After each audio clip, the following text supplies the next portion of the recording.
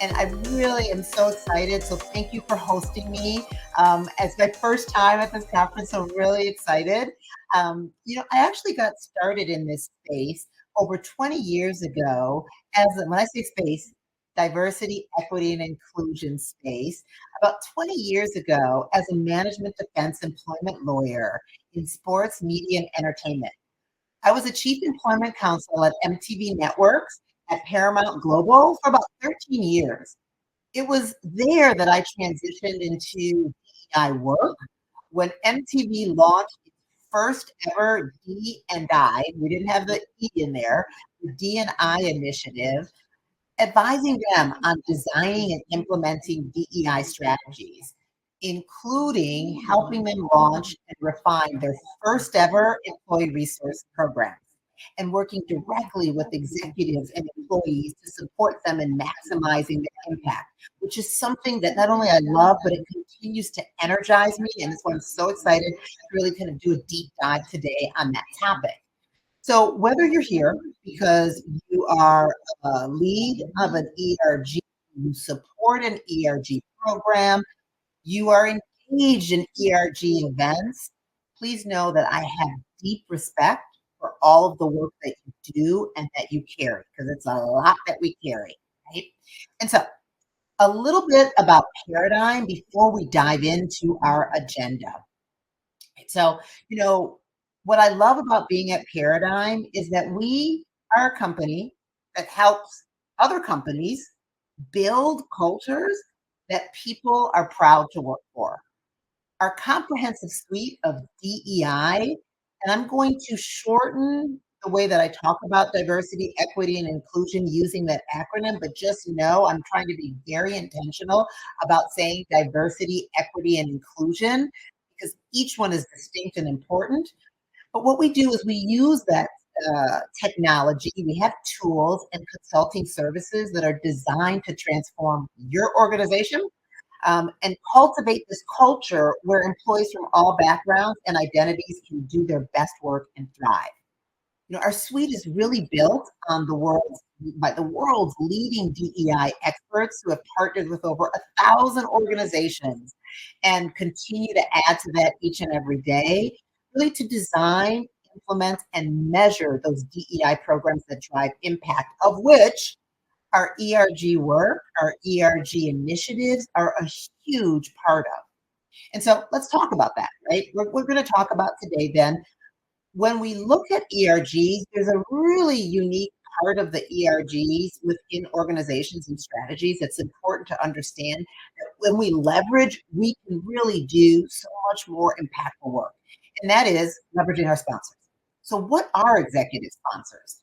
And what are the key roles of executive sponsors? So today will be if you are an ERG lead or part of an ERG and you're thinking about, do we need executive sponsors? How do I leverage my executive sponsors? Or maybe you have an opportunity to be an executive sponsor. So what role do you play? How do you engage executive sponsors? And then what are our takeaways? And so before we get into kind of the heart of the content here, I would love to ask you all, and I think if I did this correctly, I have a poll here. So the poll, is it launched? It should be. But if not, you can go ahead and drop in chat. How confident do you feel leveraging executive sponsors to support your ERG? So is it very confident, somewhat confident, maybe a little unsure, or maybe you're like, you know what, that's why I'm here. I'm not confident at all, Michelle. So let's go ahead. Okay, yes, go ahead and leverage chat. I'm seeing, so thank you, Juan, for dropping that in first. Somewhat confident, love that. Very confident. Oh, Alexis. I'm going to lean on Juan and Alexis here to kind of add into chat your experience as we go through the rest of our session today. How about others? What are you feeling?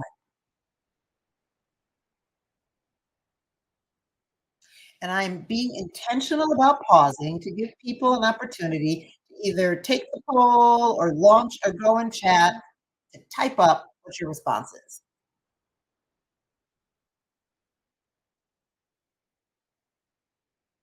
Oh, I love that. Depends. Okay, so we're going to talk a little bit about that, right? And so, as you're thinking about where you fit on the spectrum, and maybe you're like, I don't know enough, Michelle, about what sponsors are to really engage, that's fine. Because what we are hoping to do after today's session is to give you the confidence to be able to respond to this, right? And to level up if you're confident and you're very confident, even make you more so, and to identify ways in which you can leverage that to help model and begin to inform others, right? And so let's talk about this. We're here to talk about what are executive sponsors. We have to really level set what we mean about this for ourselves and the expectation, as well as for those executive sponsors. And so, what are executive sponsors? Executive sponsors are executives or high level leaders because we need that the influence and the level at which they're at, that they're positioned to connect ERGs to organizational strategy and to resources across the organization. And so, what can sponsors do? Right? They can consider themselves an ally rather than identifying as a member of the particular ERG community. So sometimes they are, but sometimes they actually don't hold the identity. And right, they are there to advocate and support and uplift, right, the organization through their sponsorship or through the ERG through their sponsorship.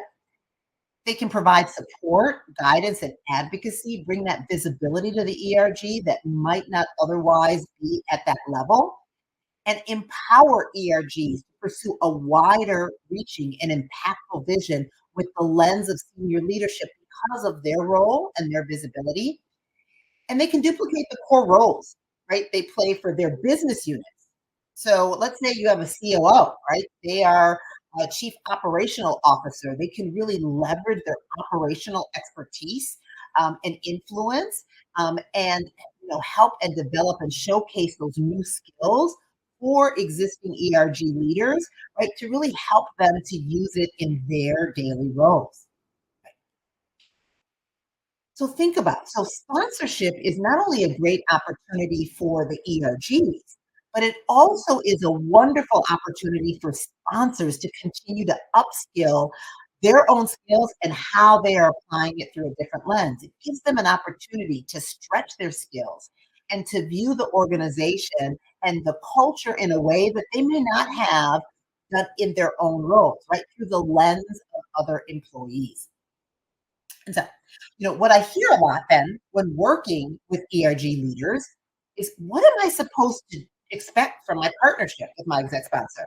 So, are we supposed to have one? And if we do, what do I expect?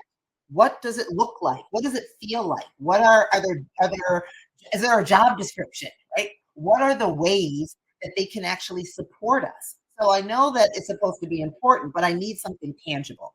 So let's talk through some key roles that those exec sponsors can play. So we have some language around what these partnerships might feel like, and we can understand the way in which we should operate, what those expectations are. So, so for those of you that have had exec sponsors or sponsors as part of your ERG, I would love to know if you could drop in chat what roles have they played. Right? So I'm putting some roles up here on this slide because these are all various roles that an exec sponsor can play. So as you look at them, I would love for you all to drop in chat if you've used an exec sponsor. Have they served, for instance, as a strategist? Right? Maybe someone who's a visionary, critical thinker. Have you had evangelists? Those that are passionate, maybe energetic. How about innovative? Right? Creative risk taking. Hector, I love this. So I think primarily mentor and broker. Oh, that's what I'm getting to. I love that, right? So a broker is someone who's connected and influential, and a mentor is a coach or confident. And so I'm seeing some folks dropping in chat saying, I think primarily mentor or broker, maybe evangelist, but you haven't been in the room. Interesting, Hector. So is it that you felt the impact of what they've done as an evangelist? I love if you could elaborate in chat, that would be great. Um, Christian, in my experience, evangelist and broker. Love that. One, they have primarily been internal liaisons to get out feedback to correct. Oh, I love that.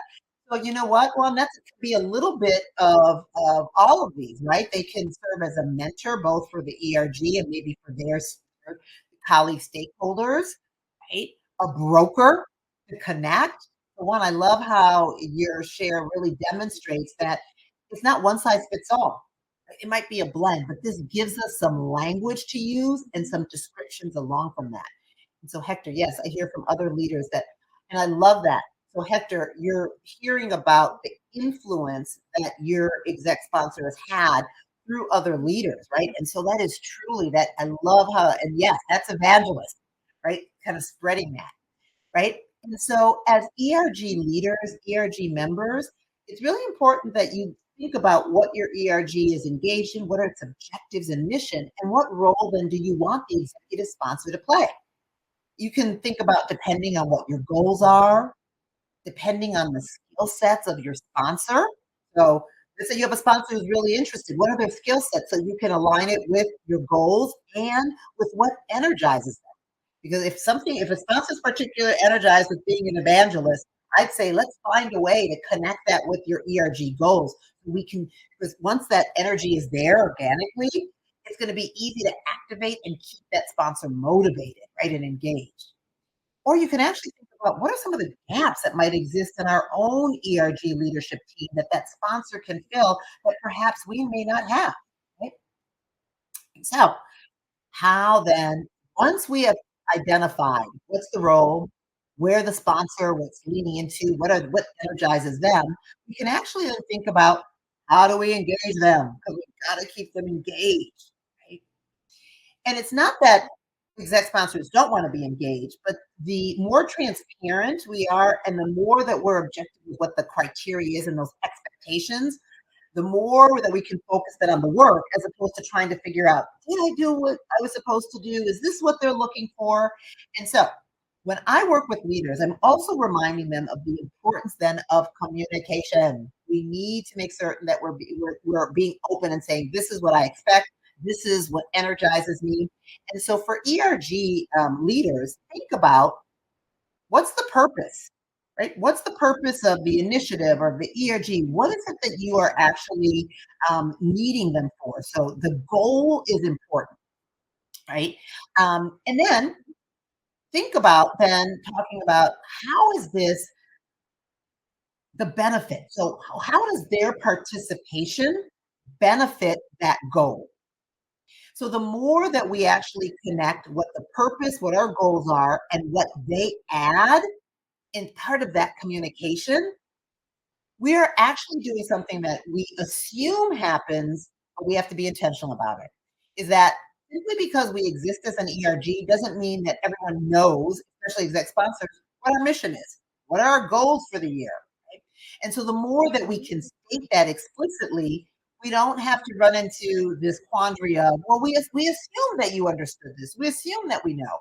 Then we're able to talk about then now what are the specific responsibilities that we need from you. Going back to that list of these are the roles you can play as an executive sponsor. This is how we feel you can best contribute to actually elevating what we need as ERG, right? As the initiative. This keeps people in board, engaged, this clear communication sets forth those expectations. It makes clear the why and the what is very clear so that we can free up our times to actually be able to do and allow that sponsor to show up and take what we need into the organization, into stakeholders to mentor us. However, we define their roles, there's going to be a lot more clarity around that. Right? And so when we think about motivations and how do we continue then to motivate and keep those leaders engaged, look at the unique value proposition. What is the unique value proposition that we as an ERG offer to that sponsor to keep them motivated? And I like to think about this in these kind of questions, right? And so the advice that we give leaders is think about what's the purpose? Are you really clear on what the purpose is? If the leader's not that clear on what the purpose is, then we need to make certain that we're going back, you're going back and communicating with all of you. right? So, how then do I show up as a leader to further that purpose?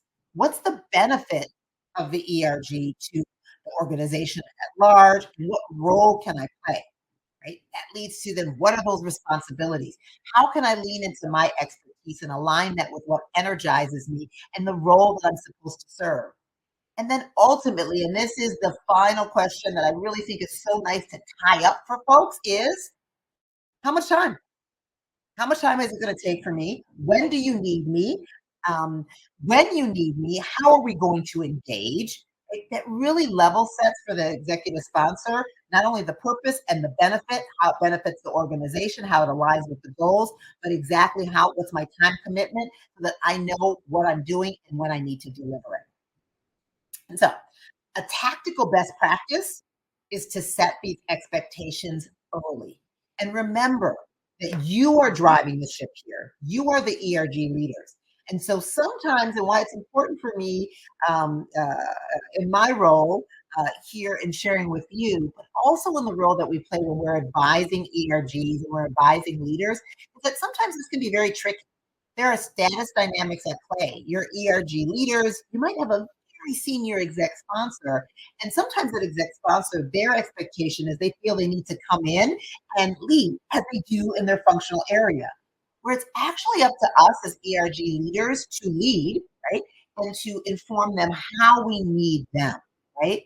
And so we can't allow it to become a passive relationship. It is a reminder that you are the leaders in the space. It is your vision. It's your strategy. You know what your community needs, right? And what you need from your executive sponsor actually is what you're leaning into them for. And so lean into that leadership role and help guide your executive sponsor in terms of what you need for them. So demonstrate it very early on. That's what becomes important because if there isn't this clarity, that's where that lack of clarity can lead to a leader leading into its leadership role to actually step up and lead in this area. Oh, are you losing the connection? Or others? I see Terry says that she is.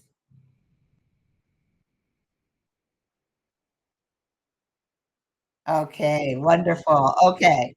Thank you. I want to pause for that. I want to make sure you all are still there, right? And so being going back to you need to be very clear in defining how you work together. And it's not just in the beginning. You have to revisit this, right, on a cadence because sometimes things shift. Sometimes the executive sponsor's time commitment shifts. Sometimes our roles shift. What our goals are might shift. And so constantly revisiting and setting those expectations and being clear will hold each other, all of the leaders of the ERG, as well as your executive sponsor accountable, right? And so being open to feedback, both if you're an ERG leader, an ERG member, as well as if you're an exec sponsor. During that time when things have to shift, if things aren't working, why do we continue on the same cadence and doing the same thing? We need to lean into the fact that things shift. I may not be showing up in a way that meets your expectations as the exec sponsor. I need to hear that. And the exec sponsor has, expertise, knowledge about the organization structure, and may be able to give advice and say, "Great goal. Here are my suggestions on how we can shift what we're doing to actually have the impact you intend." Right. And so this is how we end up getting a solution that's going to drive impact. And so what becomes so important in doing this work, right, is an opportunity to actually lean into a very important skill for all of us, especially in the ERG space of how we can have impact. And that is come with curiosity so that we can learn how to influence. Influencing is such a wonderful skill, not just in the ERG space. We're going to lean into that for now, but in how we actually grow our own careers. Because think about this, it doesn't mean that we're saying you need to be inauthentic. It means that you're going to be developing flexibility to meet the needs of stakeholders and team members where they're at to get the support that we need further the goals of the ERG. And so if we think of influencing, it involves tuning in to the perspective of others to adapt responsively to contextual factors. It's to get buy-in and to get things done. And I'm going to walk you through ways in which we're going to be able to do that, right? Research back, I actually use this a lot at MTV, so hint, hint, styles of influencing, right? Research tells us that there are 9 different ways of influencing, styles of influencing, but there are 3 that are the most successful for you and for our work in organizations. And the first is inspire, right? Focus on the heart rather than the head. So appealing to emotion and suggesting what could be possible, engage your sponsors with storytelling, your lived experience, share experiences of your ERG members. This is especially impactful when your sponsor is not part of the same group or demographic of your ERG, right? Second part, you can this is the second step. Consult, so appeal to their expertise, ask probing questions saying, oh my gosh, I would love to understand through your lens and your experience, right, your viewpoints on how we can have more of an impact. How would you suggest we influence and reach out to other stakeholders, right? How can you offer some alternative perspectives from the way that we're thinking to reach our goals? Solicit their feedback consistently. And then the third is rationally persuade. It can include tying in business case and aligning your organizational strategy priorities to bring stakeholders along, right? Tailoring your arguments to your sponsor's level of motivation. So knowing what motivates them and why they're engaged, and existing knowledge of the subject using relevant facts and statistics. You can encourage your sponsor to take time to carefully consider the message, right? And so these 3 are so key and influencing, but I would love to hear, have any of you used any of these styles of influencing in your own work? You can drop in chat. Have you inspired or consulted? Or maybe you're a really rational persuader. Do I have any lawyers on my end, on this end over here? Someone that's the rationally persuade resonates with me. I see. Yes, Terry. Is there a particular style, Terry, that you've used? The consult. Wonderful. How about others? Or if you haven't used, which are you interested in learning about and leaning into? Okay, so Josh, I'm seeing the security and consulting is doing a lot. Yes. I love that, Josh. Absolutely. Inspire is your go-to. Oh, it's so effective on me. So it started off. Oh, oh, that it's effective on you. I love sharing that, Christian, right? How you've seen how it impacts you. Absolutely. Right. I see consult. Yes, rationally persuasive. And so I'm also interested in your organizations, which don't you see or will you see the least? So I see, least is inspire. Ah, okay, inspire. Interesting. Yes, you know what? I find that really interesting because the work that we do, and in fact, I'm a rationally persuasive as a lawyer. It took me, and I had to work on understanding the emotional appeal and the value of emotional appeal. But I'll share some research with you that the way that folks stay motivated to actually engage in behavioral change doesn't come from consulting and rationally persuading, although those are important data points. What the research shows is that the inspire part, that emotional appeal, is actually what um, um, uh, taps into our motivational desires so that we intrinsically want to change our behaviors.